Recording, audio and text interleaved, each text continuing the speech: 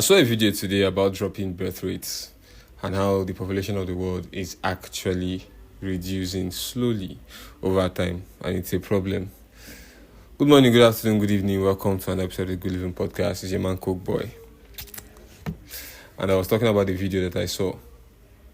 When I was younger, I used to be worried that every day, new people are getting born. And it's not that often that new people die. The truth is, we are living longer these days. But when I was little, I used to wonder, I say, every day a new child is born. Very soon, what if by the time I'm 40, the earth becomes crowded? And then I started traveling. And on these road trips, I would see vast areas of land. And if you travel across Nigeria, you know what I'm talking about now. You see vast areas of land. As far as your eye can see, it's all vegetation. No civilization. Maybe under those trees somewhere, there is a civilization.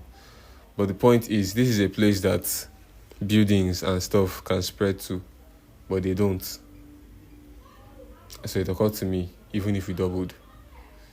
Just imagine the space you're occupying. Someone else has to stand next to you. They will get space today with all that space I saw while traveling. So I stopped bothering about that. But if you had told me then that the new problem in 10 to 15 years' time from that time would be underpopulation, would be that not enough people are giving birth to new kids, I'd say is a lie. Because first of all, the fundamental activity that causes people to reproduce is sex. And sex is a huge driving factor for most of the things that are actually happening in this world.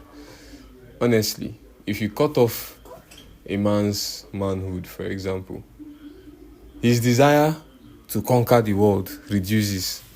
I think that is even the store of his testosterone to begin with. So it's not a direct motivator, but one of the reasons why any man would want to hustle and chase status is the women that will be available to him. It's just a motivating factor. And it's the truth. So somehow, invariably, it affects a man's will to conquer. And so that is innate human behavior. So for that now to have reduced without anybody cutting anybody's thing off, it's not causing cause for concern. But why though? Why are fewer people getting married? Our parents, many people's grandparents now. But you see, the generations before us, they got married pretty early, Anybody that got married before 2000 got married in their 20s. And I'm talking about the men. Men who getting married a lot of them, 25, they are married 20. A lot of these books I read, the authors all got married pretty early, which is something that I'm looking at some of them right now as I'm talking, which is something that really bugs me because I started wondering, so if I want to be a billionaire, do I have to have married early? Does it mean I can't be like these guys if I don't marry? But I still feel like, women, they don't really push you, they might seem like they push you for a while, but then you now realize that they're looking out for themselves. So it's tricky, it's tricky. So I'm feeling like, should I follow in these guys' footsteps and get married? But I realize my life is not their life, so it's their own life. So and it's what was reigning in their time. I don't think the marriage or the time of marriage affected their success. It is who they married that affected their success. So if you marry the wrong person early, you might still just end up a bum. But if you marry the right person, no matter how early or late, you become who you're meant to become because you have that support system and you have the right person in your corner. So adults like us are no longer interested in marriage, relationships even. And there are reasons why I think the birth rates have dropped. Obviously, without marriage, having children out of wedlock is that's another problem of its own. I don't want to be a baby daddy or put somebody in the baby mama way, Even if with a certain level of funds, people will come and apply, no matter who you are. But to get children, many people believe and prefer to do it the proper way, to get married first. But we're not getting married, so now we're not borning the children that we are supposed to born. And this is a big problem in the US. Several states, their birth rates have reached the all-time high and started declining. There are countries that have the problem already. Even China has that problem. Yes, so there are plenty, but they are not reproducing fast enough to keep up with the population. So over time, it's dropping. And we are not getting married because of knowledge, because we are learning things about ourselves so much so that we are beginning to feel like, I don't think we are equipped for this shit though. Like a lot of our parents didn't have things like emotions to really expatiate on and deal with and make it a global topic of discussion. Nobody really visited their traumas and dug deep into the psychology of their behavior and saw one or two aspects that trauma might be playing a part and sought healing. All of that is modern day wahala. And so when you look at some of the tendencies you have that came as a result of the traumas that you suffered as a child, and you have to walk through that now as a 26, 25-year-old, you think of how you finish solving that problem for yourself before you bring somebody else into the world. And then even when you meet somebody you love, these days, nobody really thinking about, let's do this and then let's get children. Everybody now trying to understand each other. Your last relationship didn't go well because you hadn't grown, you hadn't healed. You didn't know this and that about yourself, but now you do. And this new relationship, you want to help yourself understand yourself and understand your partner. Like, it's not selfish, but it's so personal these days that nobody really thinks of children. So that's what knowledge has done. And then economics. It was easier to run life as a whole before. It was cheaper. Generally, the average man looks richer now, but he's poorer now. Healthcare, shelter, food, water. Some of these things were almost free for the common man before. Cheap as hell and stuff. And now, if you cannot keep up, you will just drop down the pecking order as a human being. And they will lump all of you into middle class, but some are just looking good on the internet and still, you suffer still there. And that's what this thing causes. It's what it looks like. Anyway, so now, what do we do about it? I think the people who are most bothered about birth rates are the elites. I don't like to say elites like bad people because I intend to be a billionaire and I am going to be regarded as one of those people eventually. I'm about to check. Sorry. I just finished editing one video. And when you do this,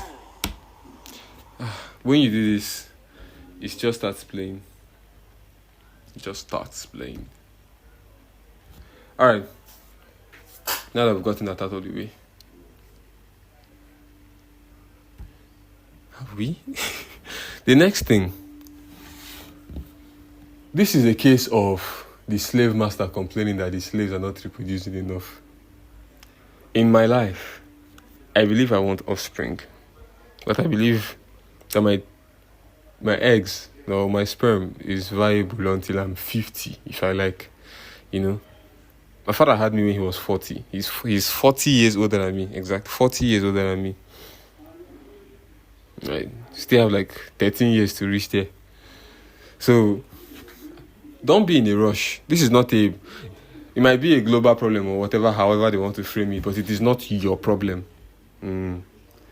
Yes, it's not your problem. You might want to make it seem like it's yours, but it's not. Don't make anybody want you. Don't let anybody want you. It's not your problem. So, remember, it's one, the knowledge that we have about ourselves, which is a good thing, and two, we are managing ourselves with the economy. So, that is the reason why. And people don't want to get married in Nigeria because it is difficult to actually find a partner. This is another issue. Honestly, the men who are ready for marriage in this country, which is now, at the age now that the thing has dropped, is now men in their 30s that are actively looking for wives. There are men who, if they see the right woman now, 2 months, bam, they will marry. They will not hesitate. And I'm not in that stage yet, but I've seen people who are at that stage of life. And when they will tell me, my wife, they fine now, or they won't marry, I used to think, how can you be thinking that? Now I remember, we are not age mates. I remember in one previous episode, I already said, men used to come to several different realizations at different ages of life. So I know that when I'm 28, something new will dawn on me, the same way something new dawned on me last year. So it gets, you get to different stages and you get different priorities. I know that the way I'm chasing money now, the way I am about securing the bag and just building myself and all that stuff, the way I feel right now, when I'm 45, that hustle will not, I won't give a shit. I won't give a flipping fuck about money. Not because I would have enough of it then, but I think I would have other problems in life. There are different things that come with different phases of life. Your friend's health will start failing, or your parents are getting old and you need to, you start wondering what you need to do for them before they pass on. You start wondering about your own life as well. You probably lose a few friends. You have new responsibilities, maybe a family and stuff like that. So you don't have time to really think, I just want to make this money. It's not going to be what it's going to be. Nah, what amount am I speaking? That will not be your priority. And that's for a good reason. So partners to even marry are scarce these days. So those men in their, I digress so far. So the men I'm talking about in their 30s and so on looking for wives, they can't find any because, well, they might be physically attracted to the women who are indecent in character.